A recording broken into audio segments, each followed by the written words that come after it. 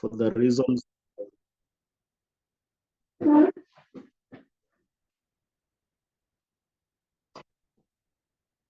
because of the Zama bounty, we can slightly suspend what we are looking at on groups. And then we look at the fully homomorphic encryption a bit so that we can see the way forward because of the deadlines involved. So by definition, what is fully homomorphic encryption, which we abbreviate as FHE? This is just a type of encryption that will allow calculations to be done on the ciphertexts. While, so a ciphertext, for example, you do encryption to it, and you can allow some encryption to be done on this encrypted ciphertext without necessarily having to decrypt it.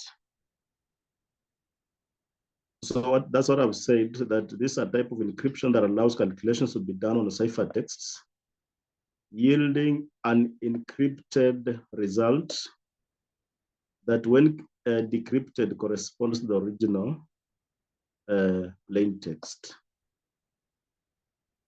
Now, so what this means is that the process of encrypting that data is done on already encrypted data without necessarily having to decrypt it. So you don't need to decrypt it for you to, again, do encryption. So this means that the process that you can process the data without first decrypting it. So the importance of this is just to preserve data privacy and security.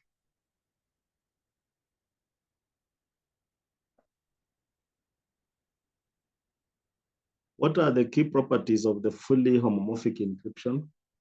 The properties. The first property is about homomorphic addition and multiplication.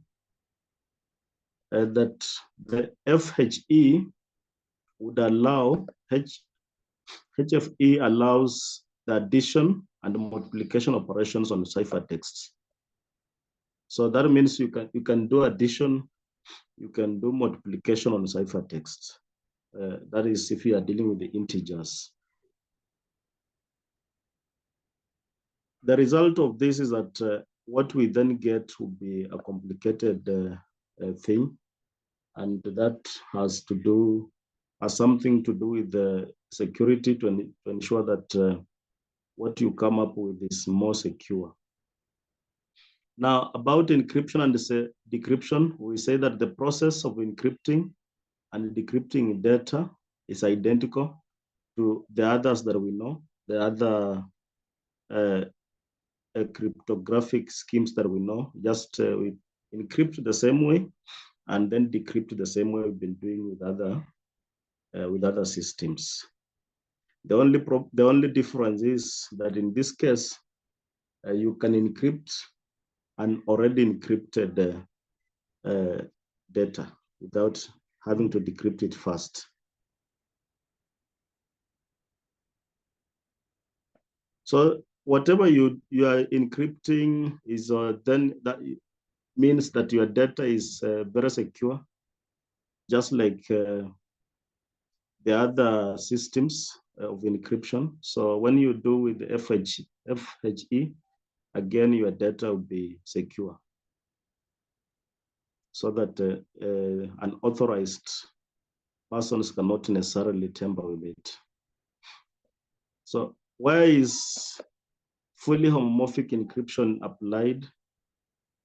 This is what I put here. So users can store and process encrypted data on cloud servers without revealing it to the server. That is, and then number two, it enables analysis and processing of sensitive data, such as medical records, financial records, and even voting.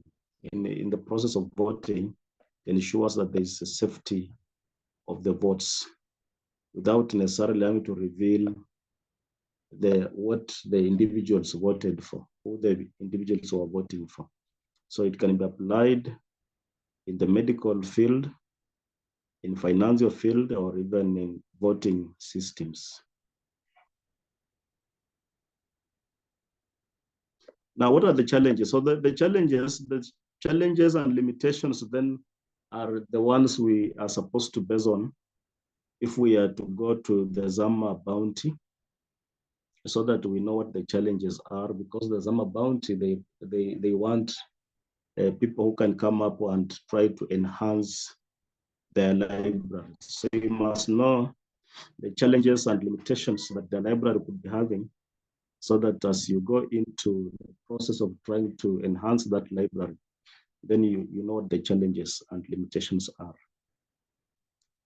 Now, the first challenge of FHE is FHE operations are computationally demanding and significantly slower. So the point is lower than the normal operations we know. So if you have to enhance, you have to think of a way of increasing the speed of FHE. But as it is at the moment, because of the operations which are demanding, these operations slow the process. So then you must think of how can you improve on the speed. And then the other challenge is that FHE schemes demand a thorough comprehension of cryptographic principles and mathematical foundations. So this may not be a very good point for us to go into with it in Zama, but I think the first one, which talks about the slowness of the system, and then this other one that talks about noise management, can help us. So what noise is normally introduced when during computations. So whenever there are computations, there's some noise that is introduced. So then what you're supposed to do is, how can you reduce this noise? Because at some time, when the noise is too much, then the encryption process cannot, it's tempered with. It stops. At some point, even the encryption process can stop. But now you must think of how can you reduce the noise so that the process can go on without problems. So I think these two challenges are very good challenges for us to look at. One, if you have to improve the library, and then think of how to make the process faster, slightly faster than what it is at the moment. Then what are methods of reducing noise so that the process can go on uninterrupted. Now, so I'll go through the Zama bounty program. There were three. I'll go through the three and see how, again, explain where we can fit in. Because as Alex had said, we need to get some time a bit and before the deadline, and see that we have, if not all of us, at least we can get a few people that can do some things towards this Zama bounty. Now, so what is Zama? Zama is a cryptography company that develops fully homomorphic encryption, which we abbreviated as FHE, and other privacy protecting solutions. So that is Zama. It's just a cryptographic company, and it develops this fully homomorphic encryption. Now, fully homomorphic encryption we just explained earlier, and we've said that this is a type of encryption where you would allows encryption to be done on an already encrypted data. So that means data has been encrypted, you have it. And so you can again encrypt it without necessarily having to decrypt it for you to encrypt again. So they developed the experimental bounty scheme, and this bounty scheme is meant to encourage community developers to join them in improving their space, the FHE space. They need to improve the FHE space. That is why the bounty is there.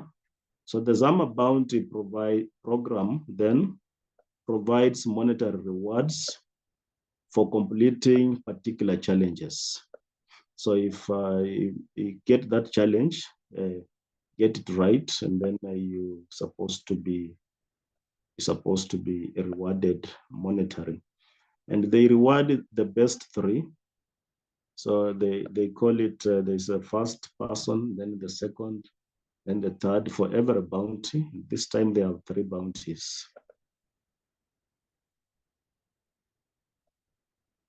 So this effort of this bounty, the program, is intended to motivate and incentivize the developer community to create FHE applications and solve problems that will propel the FHE technology forward by a decade. As a result, the bounty program has priorities on innovation and contribution. Now, so they talked of solve problems, and we've already seen what problems they have, and those are the problems we will be solving. Although the bounty gives you a problem. So those three levels, the 3 bounties, each one of them is solving a problem. Each one of them is solving a problem, although we've already seen what problems they are there. So that is what we're supposed to look at. So season 6 bounties. Every season, they introduce bounties for a single Zama library.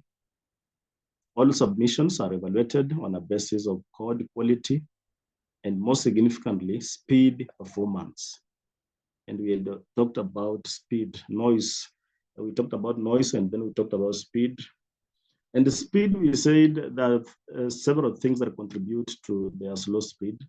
One is the intent of the calculations involved, the intensity of those calculations, slow down the speed.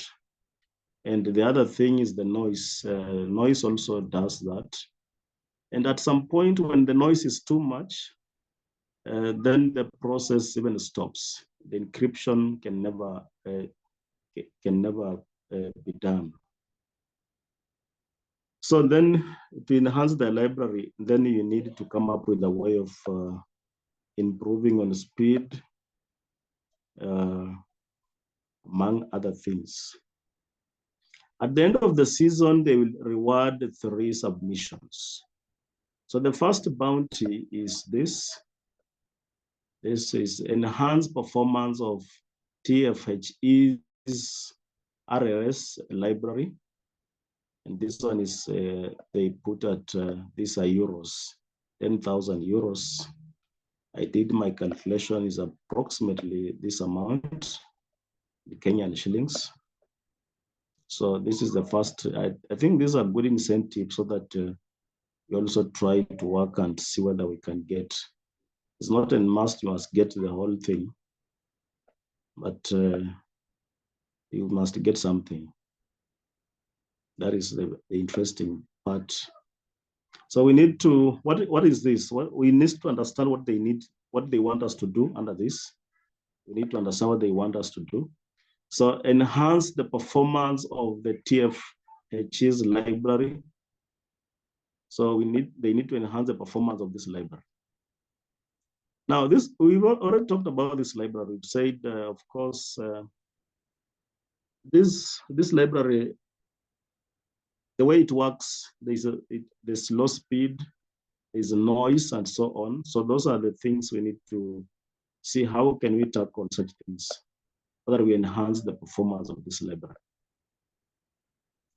Now, improving the efficiency of this library entails optimizing various library components. So it entails ensuring that various library components are at optimal level of performance. So the purpose of this bounty is to improve the efficiency of this library by implementing and optimizing, including cryptographic and algorithmic methods. So what will be the focus? What will be our focus? What should we focus on? Now, our focus should be on programmable bootstrapping or key switch. These are two things in the library, and I've defined them below. I've said programmable bootstrapping is a technique of refreshing ciphertexts and reducing noise while potentially adding data transformations throughout the process. So this is a process that will be helping us to reduce noise. So you refresh the ciphertext, and the effect of this is to reduce noise. And we know that when noise builds up some level, it may hinder this encryption process.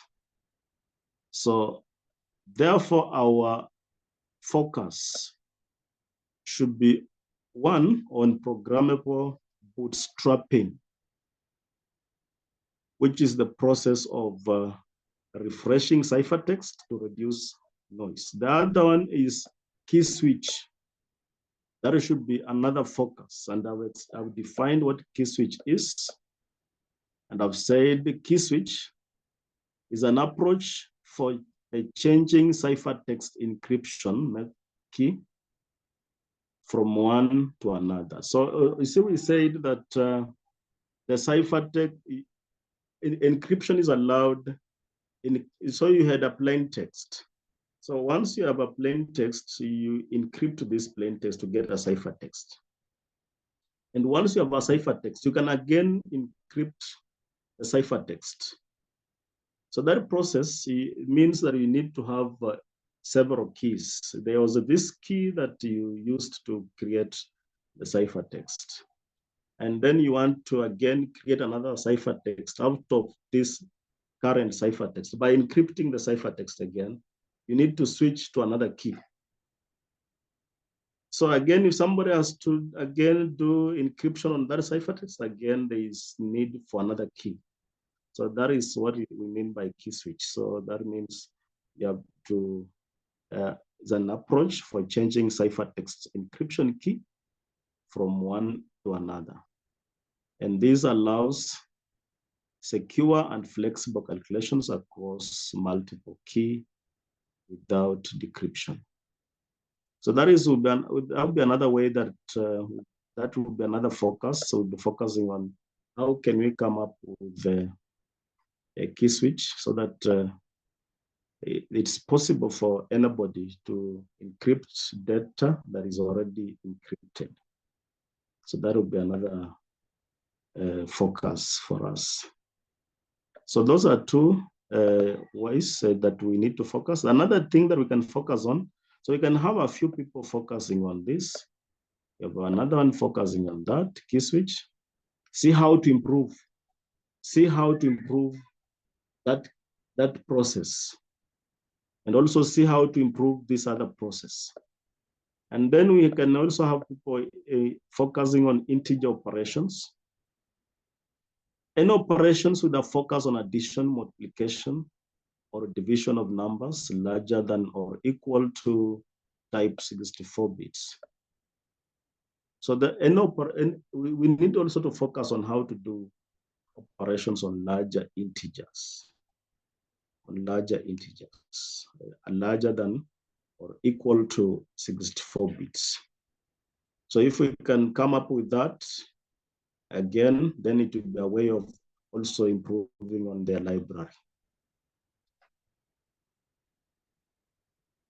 So those are the three ways that we can capitalize on in terms of this bounty. The first one that entails improving the performance of the library. So we can try and see if we can improve in terms of programmable bootstrapping, or in terms of key switch, or in terms of integer operations, so that we can ensure that operations on larger integers is possible in that library. Okay, so I've defined what that one is.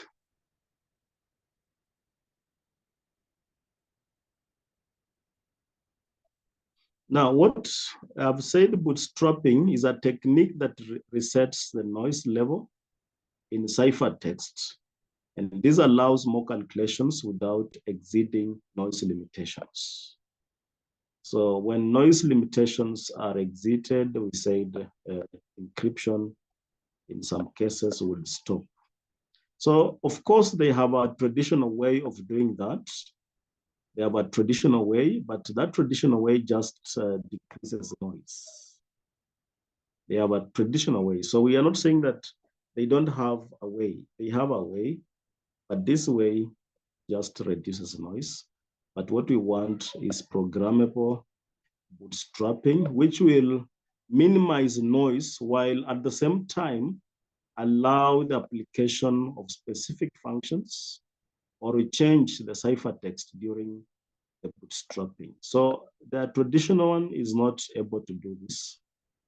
It's not able to reduce noise and also allow application of other specific functions on the ciphertext. So it only does this part of reducing noise. Now, why is this bootstrapping important? I've said it can be beneficial for complex computations because FHE has very complex computations. And so these complex computations, we say that they result into noise buildup. There'll be noise building up every time there is every time there is encryption, there'll be noise building up. And we need to reduce that noise. And as we reduce that noise, we don't just need to reduce the noise, as we need to reduce the noise, at the same time do other operations. And so that process then comes in very handy. Now, so what are we expected? What is expected of us? What do they expect for any developer trying to improve their library? What do they expect? One, they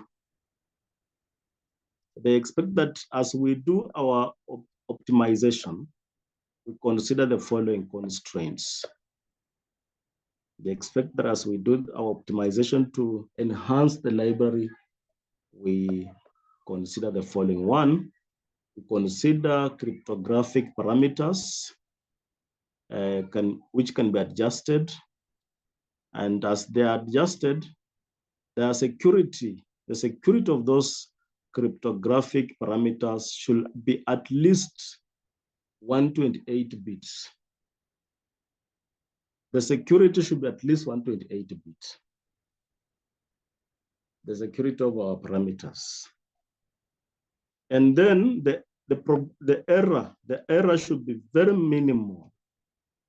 This error is 2 raised to -40. That's a very small number. It should be very minimal throughout the entire process. So as we adjust the parameters to improve the library, the requirement is that the error should be very minimal for us to qualify for this bounty.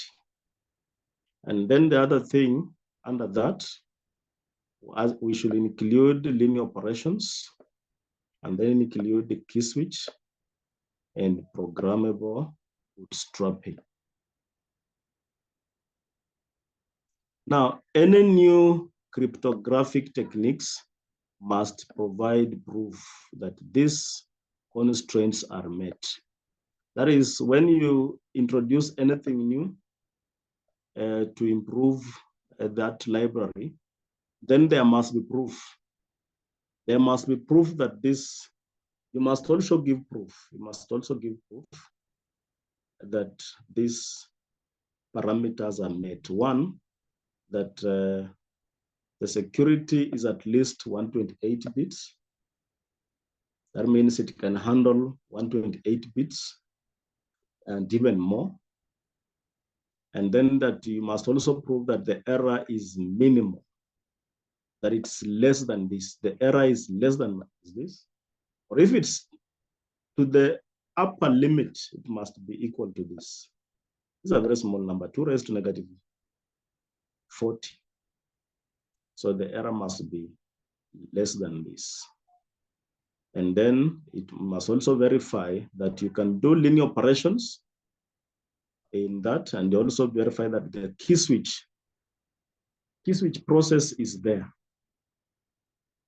and that you can reduce noise while at the same time do operations.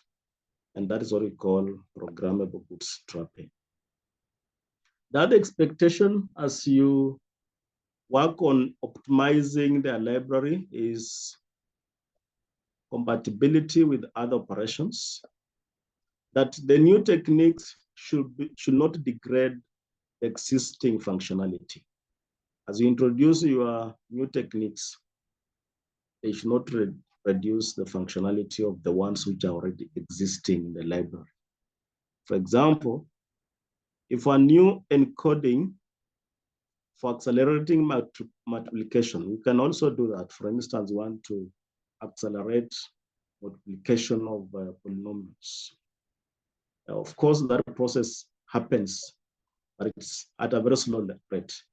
So you want, for instance, to increase this multiplication. If you are to introduce this, then there must be a mechanism that available to convert between the new and the classical encoding, because they already have a way of multiplying. They already have a way of multiplying, but you are now introducing one that can speed up. If you are introducing one that can speed up, then there must be one that there must be a mechanism that can link these two, so that there's no, so that the process continues without any problems. Now, any overhead associated with the new approaches should be clearly described and adequately benchmarked. Generally, all tests must be run to demonstrate the correctness has been confirmed. So that means after you've done that, you must carry out tests. For instance, if you're increasing multiplication on polynomials, you tried with these two polynomials, try with other polynomials, different polynomials. Do different tests to demonstrate that your improvement is working, your optimization is working. Now, so I also try to look at what techniques can help us improve their performance. What techniques can help us improve the performance of the library? Which techniques can we employ? And one technique I thought of is algorithmic optimizations. Under these algorithmic optimizations, one, you can choose the right parameters, that is the size, the size of the key and the noise level. These are the parameters. Then strike a balance between the security and the performance. You strike a balance, because what we want is this. We want, for instance, if you take very small keys, the process will be very fast. the process will be very fast. But what about security? So that is why I say you must strike a balance. One may choose on smaller keys, that is okay. That will enhance the speed, but it will lower the security. So that's why I say whenever we choose on parameters, then there should be striking some balance to ensure that there's some balance as we do that. So that you don't choose on something that will enhance the speed and then lower at the same time, lower the security of that library. Now, we can also implement approaches for managing and reducing noise growth during homomorphic procedures, such as modular switching or key switching. You can implement those approaches for managing. So manage and then reduce. Manage and reduce. Those are two things. So managing means noise could be there, but we still try to manage. And then we can also reduce the noise. So remember that reducing the noise is coming as a result of these intensive calculations. So when you reduce it totally, it means then you are using calculations which are not very intensive. But the intensive calculations had an advantage of security. So again, that requires some balance because those intensive calculations introduces some security bit. Now, if you want to do them, then it means again the security will be tempered with. And again, there's a need for that balance as you manage. We can use fast Fourier transforms or its variants. And this would just help in the speeding up polynomial multiplication. Polynomial multiplication is what they do most in FHE. It's done mostly. And so when you introduce the fast Fourier transforms, FFT, this would assist to speed polynomial multiplication. But now we need to see what its effect will be on the noise level. So that is what we may need to find out. Now, so I had talked of the techniques. The first technique is this algorithm optimization. We may want to explore that as we do this bounty. And the other technique that we may want to explore is parallelism or parallelization and concurrency. So under this, we use Rust's multi-threading features to parallelize independent homomorphic processes. And two, you can use what I abbreviate as SIMD, or the single instruction multiple data, single instruction multiple data instructions to perform operations on several data points at the same point. So if you want operations on several data points at the same point, then this is a process that can help us. You can also use technologies such as CUDA or this OpenCL to offload computationally heavy activities, where we have very heavy activities. Of course, the old activities in this library are very heavy. So to offload, may need to offload them. And when you offload them, we'll be applying CUDA or the OpenCL. And of course, the library allows this to some extent. So it's only us to try and improve on it. I don't know whether you've looked at the library.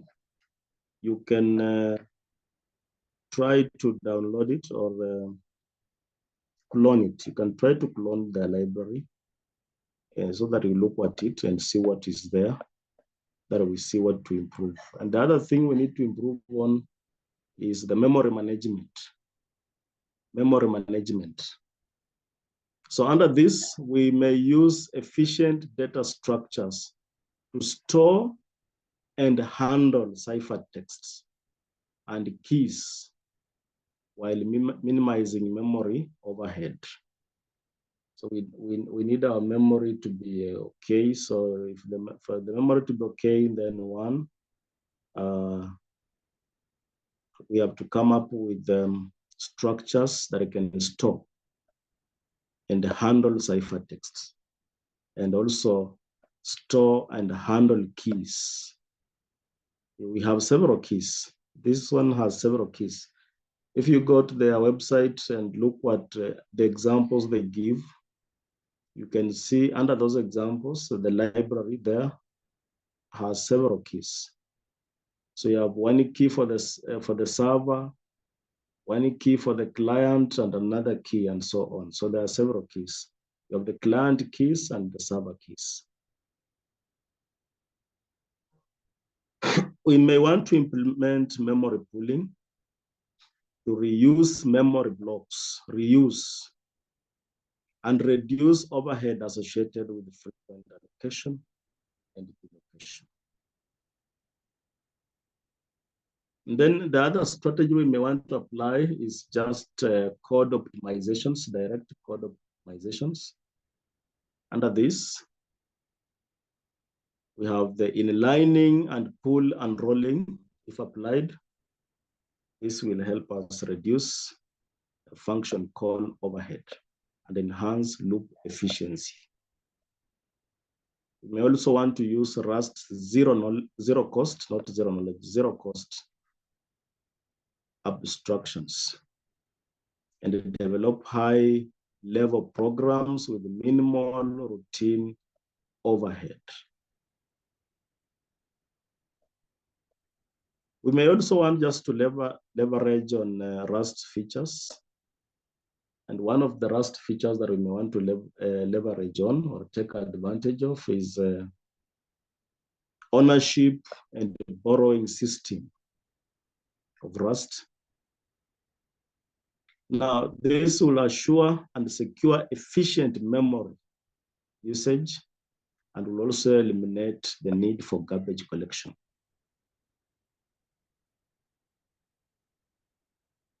We can use the iterator adapters to create short and efficient loops. Remember, we had talked about loops. If they are long, then they'll not be efficient. So you need to at least shorten them. And how do you shorten? By use of iterator adapters. And then there is Rust concurrency primitives, such as channels and async or stroke await, to efficiently manage concurrent processes. Processes that will be taking, if processes are to take place concurrently, then they need to be managed well. And that is how we can try to look at it. Now, they talk of benchmarking when you look at the website and profiling, benchmarking. Now, so what is the use of this tool? We use profiling tools such as PAF, and these ones they have stated on their website. And this is to find the performance bottlenecks, where the performance problems, and then profiling will assist us. And then they also talk of continuously benchmarking the library using crates like criteria, crates like criteria. These are libraries. This will assist to track performance improvements and regressions. So this profiling and benchmarking, this one I get them from their library, from their website. Now, so that is about the first bounty. Let me just go through the first bounty, what we talked about. under this first bounty, what we are required, what are we required to do, and so on. Our focus, I began by our focus. Our focus should be on these three, especially these two. But the first one is programmable bootstrapping, and then key switch, and then integer operations. That will be our focus on that first bounty. Under integer operations, we talked of, we then think of how can we do multiplication, division, and even addition of numbers of 64 bits or more. So that is what will be our focus. Is it possible for us to do additions, multiplications, and the division of numbers larger than or equal to 64 bits? So that will be our focus. And another focus, are we able to reduce noise? And at the same time as we reduce noise, perform other operations? Is it possible? Because what they have a case where they can just reduce noise, but as they reduce noise, at that same time, you cannot do other operations. So you just look at reducing noise first, and then you do operations later. But now, can we think of a way of, as noise is reduced, other operations can still take place? And then the issue of the key switch. We think of how also we can also make it possible. So that will be our focus. And then apart from our focus, we've looked at what will be our strategies, or what is expected of us. What is expected of us? One, they expect that as we come up with these cryptographic parameters, as we adjust these cryptographic parameters for them, one, the security must be at least 128 bits. The security must be at least 128 bits. That means that it must be secure. It must be secure. And two, the error must be very minimal. At most this. So that means it must be very minimal.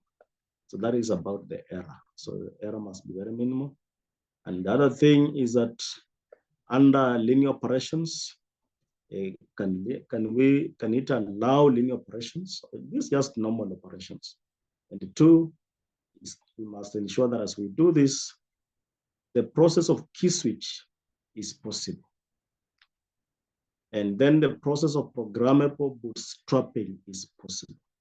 That is the process of where you reduce noise, and at the same time, as you reduce the noise, you can still do several operations on the system. And then the other expectation of us as we do is compatibility with, compatibility with the other operations. That what we introduce in must be compatible with what is existing already. So they should not fight. We should not bring in something that will not be compatible with what is there. So that is what they expect of us. Then I just talked of the techniques we may want to employ. Of course, you may also have other techniques, and we'll be sharing. Said that we'll suspend every other thing and try and see that we can work on this. So this is just an introduction, so that we all go out and try and look for resources that will assist us towards this. So these are part of the techniques I thought would assist us. And as we go out and try to find out, we'll even discover several other techniques that we can employ.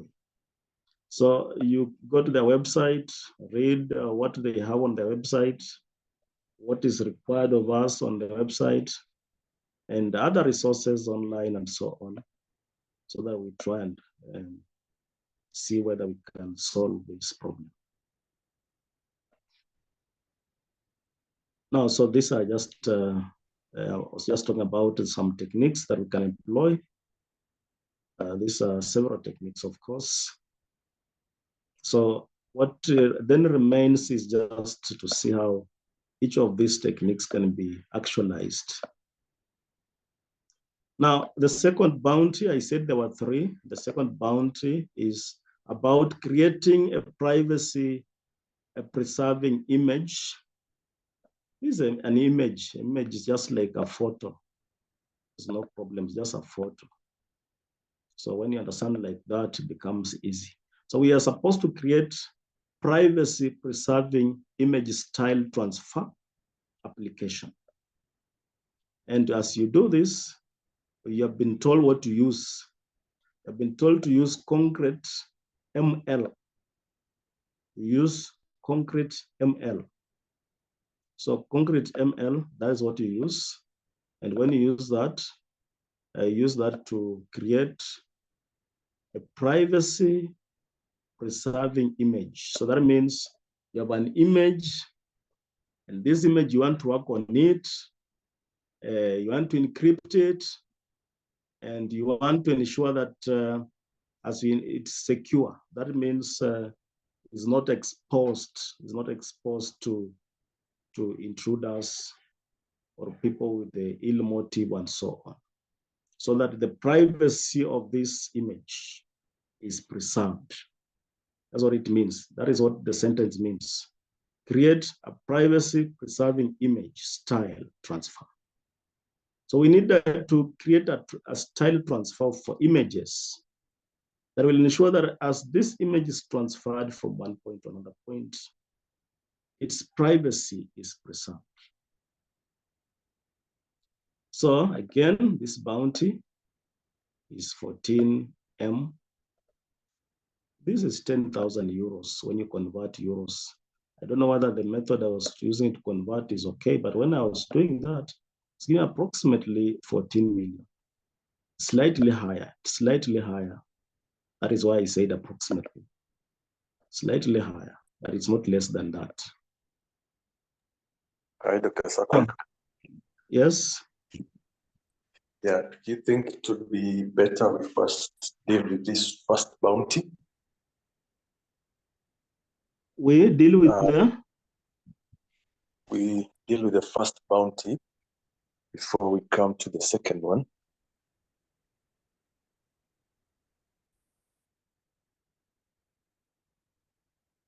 So Anthony was ready to at least take people to the website and the GitHub. And for those who weren't familiar with Zama, to at least get an orientation. Okay, it's okay. So I think he can proceed and take us the website so that we can see what is happening. Okay. Yeah. Okay, let me share my screen and then you can exploit. Can you see my screen? Yes. Yeah, so thank you, Mwalimu, for sharing the FHE. So this is the website from Zama AI. If you just enter Zama AI, you'll find it. And you can see like they have, they explain what they are working on currently, the FHE encryption, as Mwalimu has explained. So if you click on this, it will take you to their GitHub, where there are more details for their bounty program. So the way you are supposed to tackle it is you can read through the whole repository and get the details just as Mwalimu has explained simply. You can register here and you'll be able to fill the registration form for the bounty program. So here you can enter all your emails, the email that you'll use, the GitHub username, and then you can select one of the 3 bounties that are listed. So maybe if you're tackling the FH EVM bounty, you will select that. And then finally, you can register. So I had, and here maybe if you want to add additional details about that, you can include them as well. So after you register, you'll continue to the bounties. You select one of the bounties from from the issues here. Let me just, and then you can see like they reward according to best submission, the second best, and the third best. There is documentation on the TFHE, Rust documentation, and also that. So there is the link also to the specific, maybe this is an example of the issue, one of the issues that, or the bounties that they're looking for. So specifically, this is the first one. So they give the overview, where, like this one is to create, enhance the performance of the TFHE library using any optimizations. Maybe if you know, if you're a cryptographic expert, you can do that. So basically what you do is create just a Rust project, and you can use all the crates that they have listed from here. And then there's the form. Once you completed here, you can fill out the form. There's the form to fill out. Let me see if I can find it. Oh, yeah, so submitting. There is the submission link, which is also in the GitHub. So here you include all the submissions again. You can still enter your details, and then a link to the GitHub repository. So this time you won't be cloning. It will be just the same as creating a new Rust project and pushing it to your GitHub. And then you put the GitHub repository link to this submission form. And then you can select how do you like to appear. Wale mko na deni nyumbani, Kenya anonymous. Yeah, but you can see it's very straightforward and simple. And then you can submit to that. Yeah, so that was just an overview of the bounties that are here. As Mwalimu has shown, there are 3. And you can see, so we've just looked at the first one, and the second and third one. And there's the leaderboard, which was mentioned on that submission form. So you can see other people have been tackling these bounties, and they appear here and the prize that they've shown. So I think this is there have been many seasons. So I think this is this. Is it the 6th or I'm not sure. Yeah. Yeah, this is season 6. Yeah, this is the 6th one. Yeah. So yeah, I think maybe if there is any more questions, we can also email or check out support.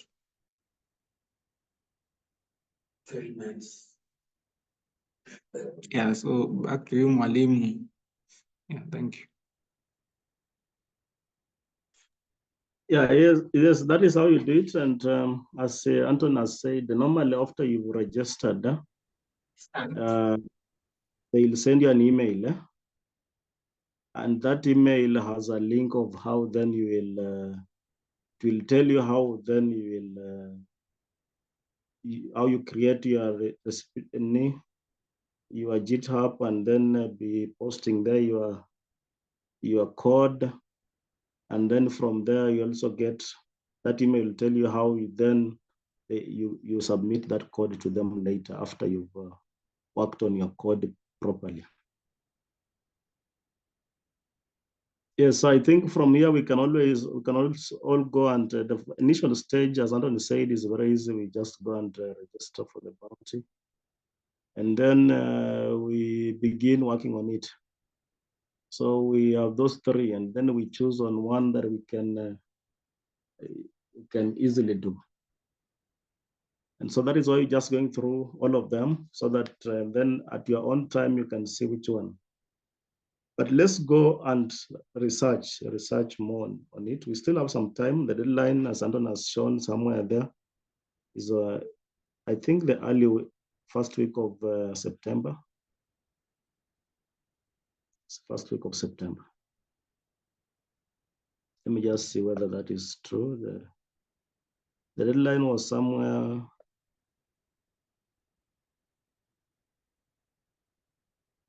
I think it should be first week of September. Yeah, the deadline is up to September 8th. Yeah. 8th, eh? Yes. Yes, yes, yes, September 8th at 23:59. That is just before midnight. Anytime, anywhere on earth. That's what they have said. That's what they have said. They have not said East African time. They have said anywhere on earth. Just, but you can see what I'm reading. This is you can see it, submission deadline. Huh? Can you see what I'm sharing? Yeah, we can see. Yes, it's on 8th of 2024, September. The time is 23:59 anywhere on earth. So where you are. This is season 6. It began on June 5th, 2024. We still have time. We still have time. Once you know what to do, even 2 days or 1 day is enough. Once you know what to do, we still have a lot of time. So Anton has told you that people have been winning. And he has said this is what we call the leaderboard. So it has a list of those who've been winning. This guy won 16,750 euros. Convert that to Kenya shillings, slightly more than. The least one has won 500 euros. That's the least one. And then there's something for you. It's now you. Question mark. Is it you for the sixth, season 6? And we believe that at least some of us can do that. Yes, Alex. Thank you, Dr. Sakwa. So I think this is a good challenge. Cecilia, Lynette, najua nini mmekuwa mkingoja kitu kama hii. So you can show us dust. It's very good. Owen, what do you think? Compared to your projectular tasks, you say you're up for this. Something you can try, yeah? Of course, Mwalimu will be there to guide you. And Owen is able to speak. But yeah, Owen?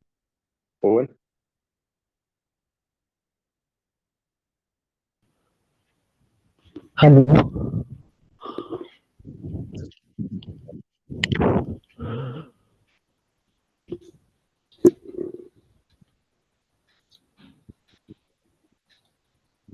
Owen Hannah story.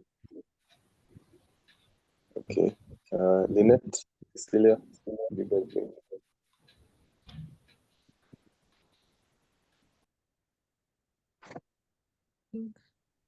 We're going to try. I'm definitely going to try. And I know I'll have the support of Mwalimu. So yeah. Okay, let's see what we get out of it. Thank you everyone for coming through.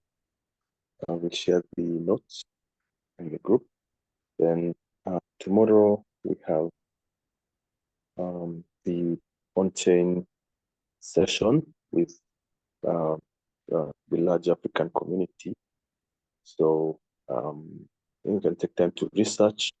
Then we meet again on Wednesday. Mwalimu, Thursday, since there is protest, let's then do Wednesday evening and no bootcamp Thursday.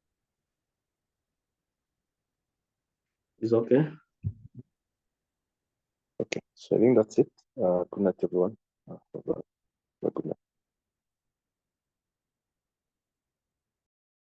You had said I remain for 10 minutes. I think Anton has already done it, or still?